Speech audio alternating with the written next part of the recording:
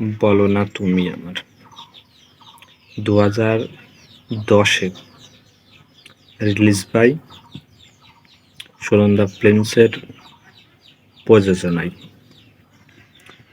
দেব, coil Mallick, Toyota Chowdhury সহ আরও অনেক অভিনেতা অভিনেত্রীরা এই সিনেমাটা অভিনয় করেছে এবং একটা অ্যাকশন হাস্যরতক মুভি এই বলো না তুমি আমার।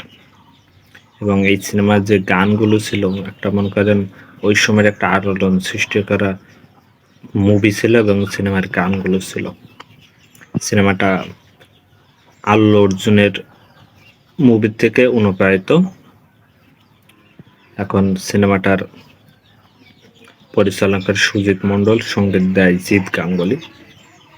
এখানে 5টা মতন গান ছিল, 5টা গানই ছিল ওই সময় সেরা গান, সঙ্গীত বাংলায় খুব চলত। তা সেই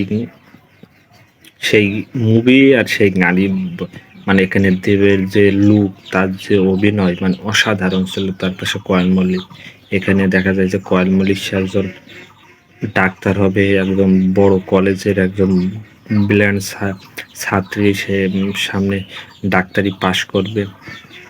এর মধ্যে এক জায়গায় ডাক্তারি করতে গেছে, তারপর দেবের সাথে দেখা হয়ে তারপরে দেবের সাথে মনে করেন প্রথম ভাগটা দেব আর কয়েল মল্লিকের তাদের ঝগড়াঝাটি কীভাবে তাদের মধ্যে মানে হয়, মানে তার মধ্যে পিৎজা ডেলিভারি জায়গায় কাজ পাবে। তারপরে এই নিয়ে শুরু হয় ওদের মনে করেন কর্মকাণ্ড দেব আর কয়েল মল্লিকের। এর মধ্যে ও পিৎজা ডেলিভারি যে জায়গায় কাজ করে, এখন বন্ধু এক জায়গায় সিটি দিয়েছে, ওইটা দেব সিটি না দিয়ে কয়েল মল্লিক দিয়ে দিয়েছে। ওই তারপরে ওর বাপ দেখেছে, দেখে দেব কয়েল মল্লিককে বিয়ে দিয়ে দেবে। তার মধ্যেও সে যাকে বিয়ে দেবে সে আবার পুলিশ ম্যান টটা চোদ্দের, কিন্তু ও তো বিয়ে করবে না। তারপর দেবকে বলেছে, দেব আবার তার কাছে গিয়ে অনেক কিছু কয়েকদিন খুব করার পর তারপর দেবের সাথে ওরা আবার বিয়ে দিয়েছে। এর মধ্যে কয়েল মল্লিকের বাপ বিয়ে দিয়ে দেবে অন্য জায়গায়, তারা বিয়ে করে এক জায়গায় রেখেছে, কিন্তু তাদের দুইজনের মধ্যে আলাদা হয়ে থাকে। বা তুমি আমার সাথে 1 বছর ডিভোর্স হবে, এইভাবে তাদের মানে কর্মকাণ্ড চলতে থাকে। তার মধ্যে একটা ঝুট ঝামেলা, মানে ওর বন্ধু বান্ধব নিয়ে আসার দিকে পড়াশোনা করবে, টাকা পাচ্ছে না, কিভাবে পরীক্ষা দেবে। তার মধ্যে দেবের সাথেও ঝগড়া। তারপর দেব ও চলে আসে ওর বাসা থেকে। তারপর ও স্টানম্যানের কাজ করে ওই টাকা দিয়ে কয়েল মল্লিককে পড়াশোনা করে ও বড় একটা ডাক্তার হবে। এর মধ্যে কারো জানাচ্ছে না। পরবর্তীতে এক জায়গায় ও যেই পাশ করে দেবকে খুঁজতে আসে, তখন খুঁজতে পারে না, পুলিশের ধরে নিয়ে যায়। তারপরে ওর কাছে অন্যান্য কেস যায়। তারপর বাপ আসে, দেব আসে, পুলিশ সাথে মারামারি করেছে। তারপরে ওর বাপ মেনে নেয় দুজন। তার গল্পটা এরকম যে ডাক্তার হবে, সে এক জায়গায় গিয়েছে, দেবের সাথে দেখা করেছে।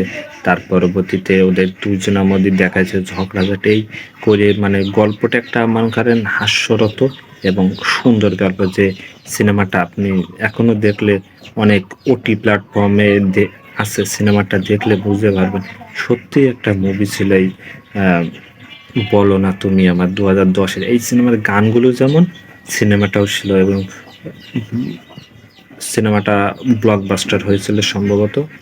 এবং 2010-এ সুন্দরতম মুভি হলো এই বলো না তুমি। দেবের মানে ক্যারিয়ারের একটা অন্যতম প্ল্যাটফর্ম করে দেয় বলো না তুমি আমার এই সিনেমাটা। তো অবশ্যই বলবো, যদি আমার কথা ভালো লেগে থাকে তো অবশ্যই অনেক ওটি প্ল্যাটফর্মে আছে, বলো না তুমি আর দেখে আসতে পারেন। গানগুলো সুনন্দা ফিল্মস ইউটিউব চ্যানেলে আছে, দেখে আসতে পারেন। একটা মাঝে সাথে জলসা মুভিজ কালাজ বাংলায় দেয়, দেখে আসতে পারেন। এবং অবশ্যই নতুন হলে আমার ইউটিউব চ্যানেল সাবস্ক্রাইব করবেন, বেল আইকনে ক্লিক করবেন।